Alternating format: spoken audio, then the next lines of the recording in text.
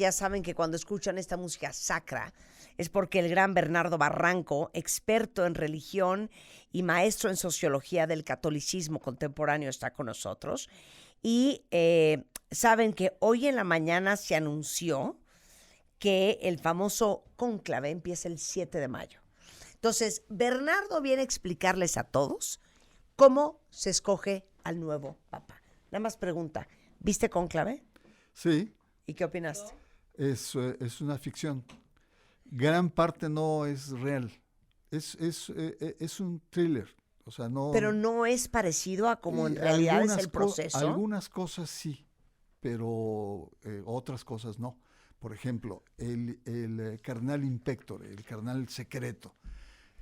Si el Papa no lo explicita, no entra al cónclave, Ya, para empezar. ya, Y en la novela, el intersexual no es intersexual, es una mujer ya, de Filipinas. ya. Y entonces aquí los productores le acomodaron y fue un intersexual, pero en realidad era una mujer. Y el Papa saliente, el que se muere en la película, la acepta, porque era una mujer muy comprometida con los pobres, con la pastoral, etcétera.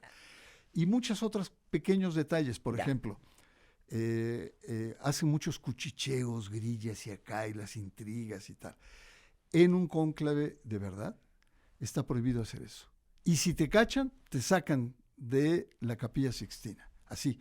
Una vez le preguntaron al cardenal Cohen de Austria, oiga, ¿cómo están las grillas, cardenal? Díganos acá, ya pasó un tiempo y tal. Y se rió el cardenal. Dice, ¿no saben ustedes que un cónclave es la cosa más aburrida del mundo? ¿Por qué? Porque no se puede hablar. Cuando mucho es pásame la sal o déjame pasar, pero se prohíbe el estar cuchicheando políticamente. No quiere decir que no se haga. Se hace de manera secreta, se meten a las habitaciones. Ve tú a saber ese universo cómo está.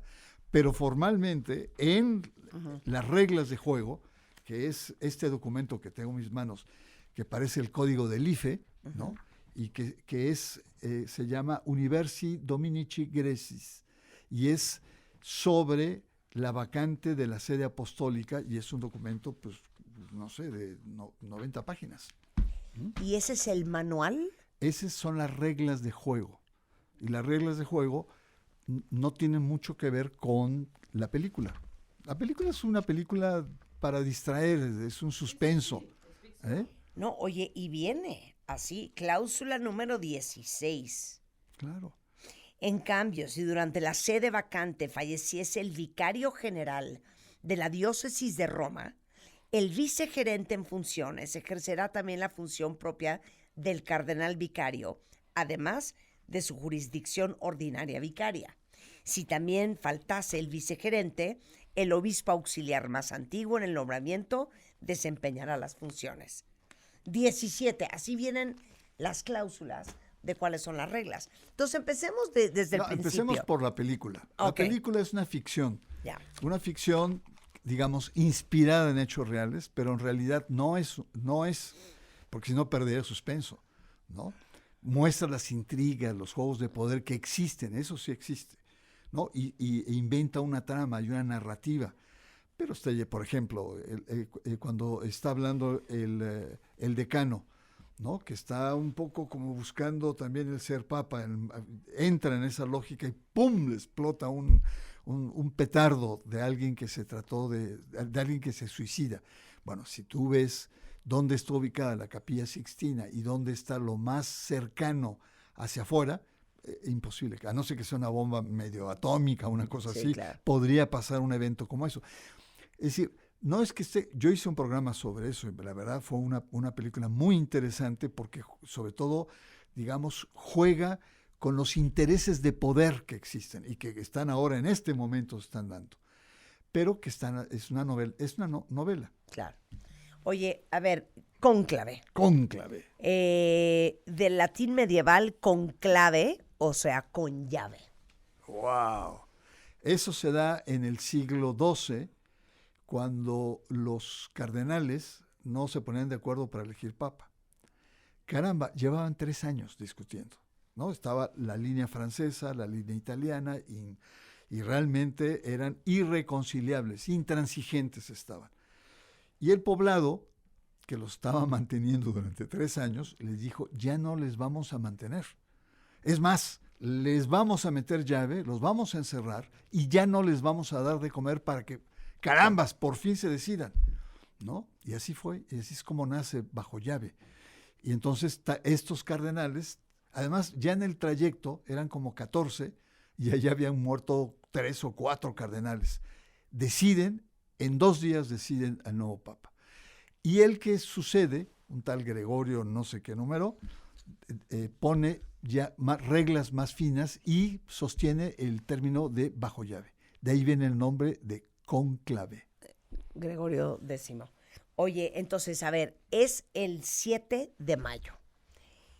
Pregunta, ¿por qué esto no se somete a votación entre padres, obispos, arzobispos? ¿Por qué nada más deciden los cardenales? ¿Y por qué solamente los menores de 80 años? Los menores de 80 años.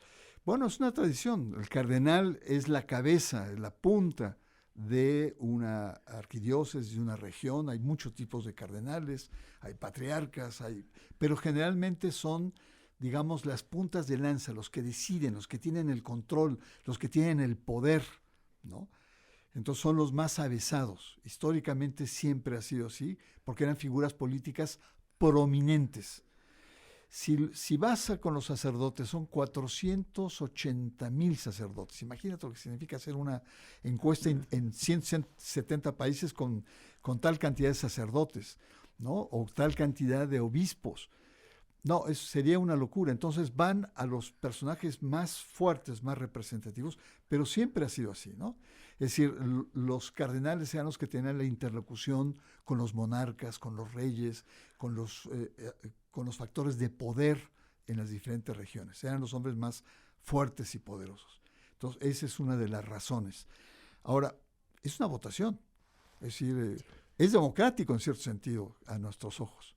Ahora, no es como nosotros quisiéramos, no es una democracia universal, es una democracia selectiva. Menos de 80 años.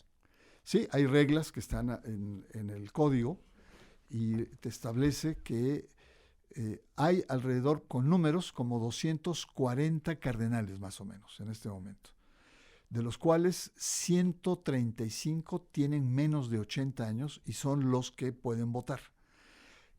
Hay 2 que dicen no podemos ir, nuestra salud no nos lo permite, entonces son 133. Y por ahí hay uno que se quiere pasar de vivo, que un tranza. A ver, ¿no? Esa historia es preciosa. No, es horripilante. Es un cardenal pues que manejaba finanzas, Beisiu, como quieras llamarle, y se va a Inglaterra y se compra un edificio a sobreprecio, ¿no? Creo que son como 280 millones de euros provenientes de las arcas del Vaticano. Y un tasajo más, digamos, certero, lo pone en 140. O sea, el monseñor, el cardenal, se estaba apropiando de poco menos de 100. Y además, su administradora era su amante. Entonces, es toda una historia. Lo meten a juicio, el juicio dura 1 año, lo declaran culpable y lo someten o le plantean 5 años de cárcel. Cosa que no ocurre en cárcel domiciliaria. Muere el Papa y ahora se presenta muy fresco, con cara dura, como dicen los argentinos, a decir, pues yo soy cardenal, tengo derecho a votar. No se me ha quitado. Entonces hubo una discusión canónica y deciden sacarlo.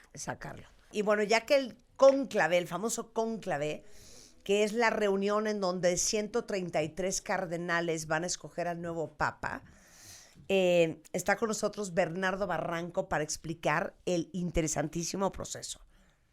Cuando dicen que empieza el 7, significa que a partir del 6 ellos ya duermen ahí donde duermen. Quiero toda la historia. Ya. Primero, para que haya un cónclave tiene que haber la sede vacante. Tiene que morir un papa. O renunciar. Hay una modalidad nueva de renuncia. Y entonces, bueno, hay toda una serie de protocolos que lo hemos escuchado hasta el cansancio estos días, ¿no? Que el martillito, que el anillo, todo es protocolario. lo que hemos pasado el fin de semana es prácticamente su sepelio. Y después del sepelio hay 9 días de luto. Hay misas en diferentes partes. Pero al mismo tiempo se dan lo que se llaman las famosas congregaciones. Las congregaciones son reuniones de los cardenales que van llegando de diferentes partes del mundo, ¿no? Y empiezan a discutir temas de la iglesia. Y cuál es el perfil del Papa, y cuáles son los principales desafíos, y cuál es el estado de las finanzas del Vaticano, y cuál es el estatus de la mujer. Empiezan, y cada uno da sus puntos de vista, y ahí se van conociendo, porque no se conocen. Sí, una de las características de este Papa es que ha nombrado cardenales, sobre todo del sur, y ya deseuropeizado. En los anteriores cónclaves, el 60 o 70% eran europeos y había una predominancia italiana. Hoy ya no es la predominancia italiana. Y todos se conocían, hoy no se conocen. Se conocían y tal, había habido, sobre todo en pontificados largos, digo, ya hasta en la sopa se conocían. Aquí no. Aquí hay muchos que no se conocen y entonces estas congregaciones, podríamos decir que son los espacios verdaderos de Grisha, ¿no? En donde generalmente el que tiene el papel más importante son los cardenales que están en la curia, que conocen a todos, y son los cabilderos, ¿no? Dicen, ay, mira, está de baile, el cardenal de baile es muy bueno, tiene una gran presencia, un gran carisma y tal, hay que echarle el ojo, ¿no? O de plano se conforman grupos. Entonces, viene toda esta etapa donde en esas reuniones, a puerta cerrada, se discuten temas de la iglesia y se van conociendo. Después llega ya el cónclave. Y en el cónclave entran todos en una misa, un momento muy solemne, cada quien tiene su lugar destinado, y llega un momento en donde el camarlengo dice, ¿El quién? Todos afuera, camarlengo y el decano, que son los que se encargan. Porque también, bueno, es otra cosa importante. Muere el Papa y ¿quién administra la iglesia? Entonces el decano, camarlengo lo que tiene es organiza el cónclave y el decano es el que mantiene el funcionamiento básico de la iglesia. No tiene que ir más allá, más que pues, hay que pagar la nómina, los salarios o hay que... todo lo que es lo administrativo inmediato. No puede tomar decisiones estratégicas. Por ejemplo, nombrar un obispo o nada. Son cosas solamente de rutina, de administrativas. La cosa operativa, ¿no? Entonces entran los cardenales, ¿no? Van entrando uno a uno y llega un momento en donde el camarlengo dice, los que no tienen nada que hacer acá, para afuera, entonces salen. Y adentro entonces hacen un juramento de lealtad, ¿no? Decir que ninguna potencia externa o alguien o tal va a ingerir o va a incidir en la decisión. Fuera todo el mundo. Y entonces ahí es donde realmente empieza el momento. Tiene que haber silencio. Una cosa importante es, efectivamente hay votos, se decide por votos, pero la esencia en el universo religioso es el que va a elegir al próximo papa. No son los cardenales, es el Espíritu Santo, a través de los cardenales. Esto es muy importante, ojo, esto es muy importante. Es decir, el cónclave se convierte en un espacio de votación, 2 votaciones por la mañana, 2 votaciones por la tarde, hasta que se alcancen los 3/4, es decir, mayoría, una mayoría relativa, ¿no? Entonces, eso va a ser muy interesante, pero... termina la votación, se retiran a orar. Ahora, son votaciones largas porque el sistema es complejo, ¿no? Se pone el nombre cada uno pone el nombre de su candidato en una boleta, esa boleta se recauda y se va poniendo para transparencia en un hilo, se cose, y entonces uno va viendo las 133 boletas. Eso es interesante. Los escrutadores y las personas que van a recoger esas boletas se eligen por sorteo entre ellos y generalmente se elige a los cardenales más jóvenes. Hay algunos que tienen 50 años, etcétera, 55 como el de Madrid, que son más ágiles para toda la parte técnica, etcétera, ¿no? Entonces tiene su lógica. Entonces sale una votación, no queda, se pone en la chimenea, en una estufa, con ciertos líquidos, y estos líquidos hacen que el humo sea negro, se quita toda evidencia de la votación, y entonces se va a una segunda votación, ¿no? O si se termina el día o la mañana, se van la gente a orar. Pero nada de cuchicheo como en cónclave, ¿no? Está prohibido, y si te agarran haciendo grilla, te pueden expulsar.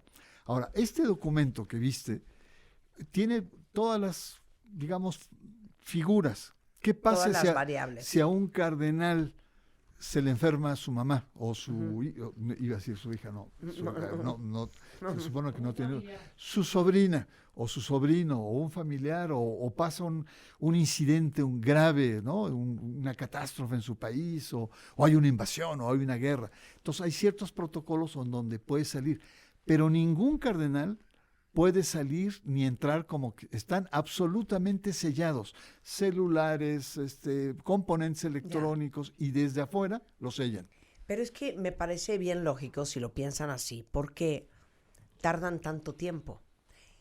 Si en la primera votación quedaron 5 posibles cardenales para ser papa, en la siguiente a lo mejor vuelven a quedar los 5, y en la siguiente vuelven porque esos 133 vuelven a votar por el mismo. ¿En qué momento se mueve o se desfasa y de qué dependerá? Ahí sí, por ejemplo... ¿Ya me entendiste? O sea, yo quiero que sea Bernardo Barranco. Sí. Primera votación voy a poner Bernardo Barranco. Segunda votación voy a poner Bernardo Barranco. Y a lo mejor ya en la cuarta, donde veo que esto no está avanzando, digo, bueno, claramente Bernardo no está jalando para el resto de los cardenales. Exactamente. Voy a cambiarle a Rebeca. Y voy a cambiarle a alguien que sí creo que va. Esa es la lógica. Esa es exactamente la lógica.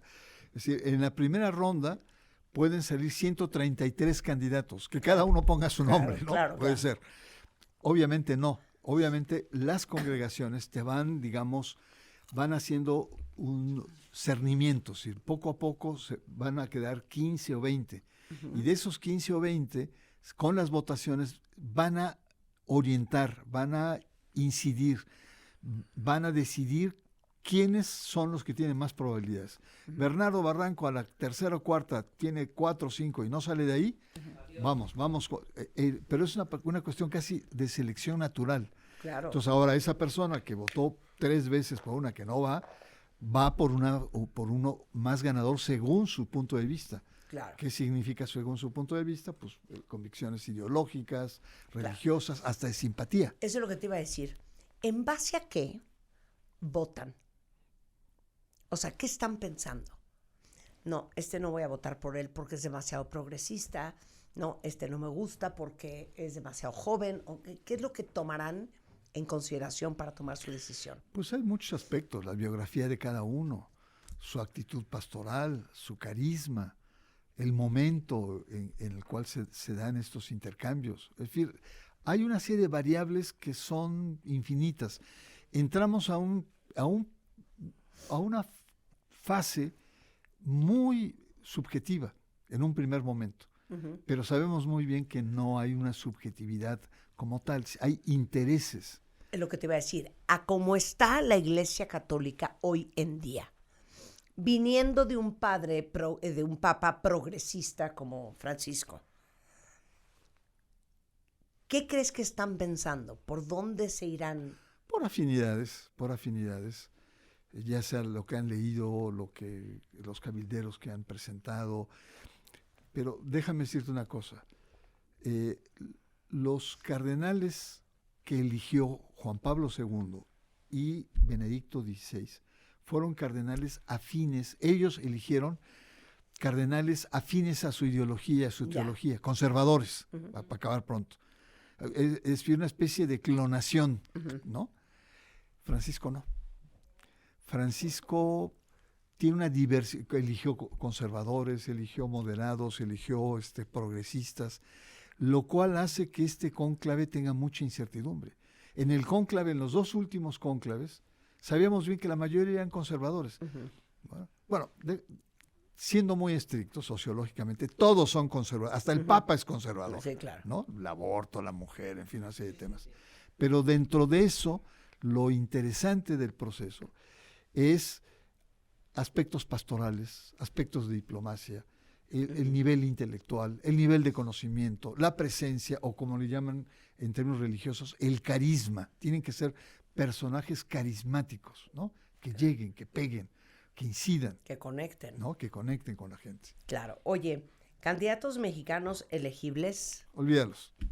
No perdamos tiempo. No perdamos tiempo. Ni Carlos Aguirre, ni Francisco Robles. Carlos Aguiar, Ajá. te pregunto, ¿qué ha hecho Carlos Aguiar?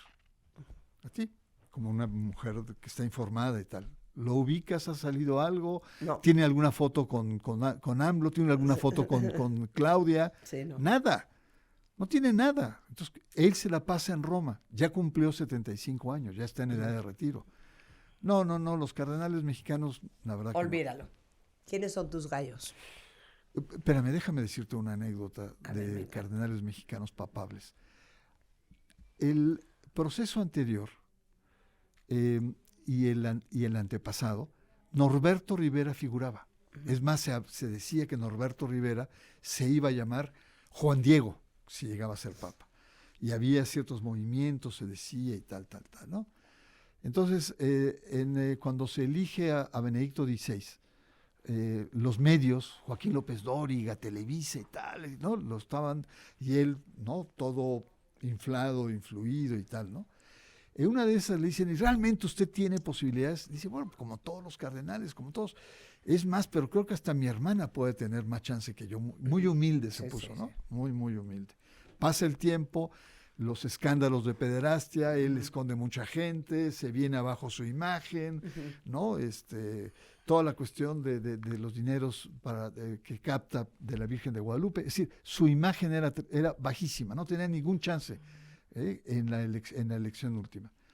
Y entonces me preguntan a mí, oiga, señor Barranco, usted que es un experto en esos temas, ¿qué posibilidades le ve a el cardenal Norberto Rivera? Le dije, mire, en realidad le veo más posibilidades a su hermana que a él. Acá hay una que se ha repetido 1000 veces, que tiene toda la razón, que entras papa o entras creyéndote papa y sales cardenal. Es decir, también es esa parte, digamos, subjetiva, psicológica, si van muy echados para adelante, ¡pum!, se les puede caer. Claro. Tiene que ser un momento de muchos equilibrios. Okay. Gallos, ¿quiénes son? Pues yo, la verdad, estoy con una gran incertidumbre al respecto. El Papa ha enfrentado movimientos de ultraderecha religiosa muy poderosos. Y como buen jesuita lo supo contestar. Varios de ellos son candidatos y están fuertes. El cardenal Müller es un alemán duro. Está Sará, otro personaje de color también muy antipapa, muy antifrancisco. Es decir, hay una división muy conservadora que tiene chance porque el mundo, escucha muy bien, el mundo en Estados Unidos y en Europa se está deslizando a la derecha y a la ultraderecha. Y eso, queramos o no, incide en un movimiento como es esto. Ahora, lo ideal sería la continuidad. ¿Quiénes serían los candidatos que hasta ahora, en las apuestas, en los momios, etcétera? En primer lugar, Parolin. Parolin es el secretario de Estado, ¿no? Él es un diplomático. Y si hay continuidad, va a requerir un diplomático porque la Iglesia va a estar a contracorriente, digamos, de los políticos, de los empresarios que son conservadores. Y un diplomático va a poder, digamos, arropar la tendencia de la Iglesia. Tienes otro, que es Tagle, también. Filipino. Luis Tagle es filipino, no es jovencito, aunque tiene cara de niño. Tagle es pastor, es una especie de clonación, ¿no? Va en su coche, lo para y se para y carga a un niño, besa a un bebé, ¿no? Es una persona muy generosa, hace mucho contacto con la gente, muy querida por la gente. Pero no sabe nada de diplomacia, le cuesta trabajo la perspectiva más. Es un pastor. Y luego tienes un intermedio, que es Zuppi. Zuppi es el presidente de la Conferencia del Episcopado italiano, es un italiano, y nació en Roma, y es un personaje que viene de la comunidad de San Egidio, que es una comunidad muy importante de laicos, de intelectuales, que ayudaron a la Iglesia y a los papas a mediar en conflictos internacionales. Es decir, tiene los dos. Entonces, para mí el perfil del papa tiene que ser, uno, tiene que ser un papa pastor, ante todo, ¿no? Que conecte con la gente, que se preocupe por la gente, que vea por la Iglesia, etc. Dos, que tenga dotes de estadista, ¿no? Que sepa manejar la estructura compleja interna, que sepa ser diplomático, que se sepa mover en el mundo, que sepa encarar a Donald Trump, mirarlo a los ojos, ¿no? O a Milei, imagínate nada más con el gritón ¿no? Y el tercer aspecto importante que se requiere es un hombre espiritual, un hombre que te transmita su fe, ¿no?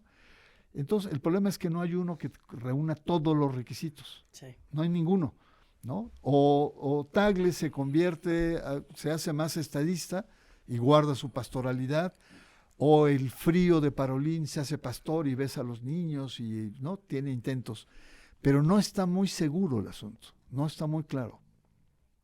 Ya. Bueno, pues vamos a ver. Ahora, ¿cuánto tiempo tienen, cuántos días a partir del 7 de mayo para escoger al Papa? Es indefinido. Es decir, puede llegar un momento en que se decide, y eso también está en el código, en donde hay empate y no hay manera. Entonces creo que es al día 15, no estoy seguro, tendría que revisar esto. Si llega un momento, que es extremo, la verdad, y es poco probable. Entonces lo que se hace se tiene la lógica de segunda vuelta. Si, los dos punteros, los demás se desechan y se quedan los dos punteros y se hace una votación sobre los dos punteros. Ya. Pero se mantiene el principio de mayoría relativa, es decir, 2/3. Si no hay 2/3, se vuelve a hacer otra vez, se hacen hasta que no se llega, que es el consenso básico para que un papa tenga toda la legitimidad religiosa y sobre todo la elección del Espíritu Santo, ¿no? 100%. Bueno, pues en cuanto se sepa, cuidadito te marque yo y no me contestes, nada más te lo advierto. Bernardo Barranco, experto en creencias religiosas, cultura, economista, pero aparte maestro en sociología del catolicismo contemporáneo por la Escuela de Altos Estudios Sociales en París, y actualmente soy el director del Sistema Mexiquense de Medios Públicos. no se diga más. No se diga más, No se se diga menos. Exacto. Palabra es la ley. Te quiero. Yo también.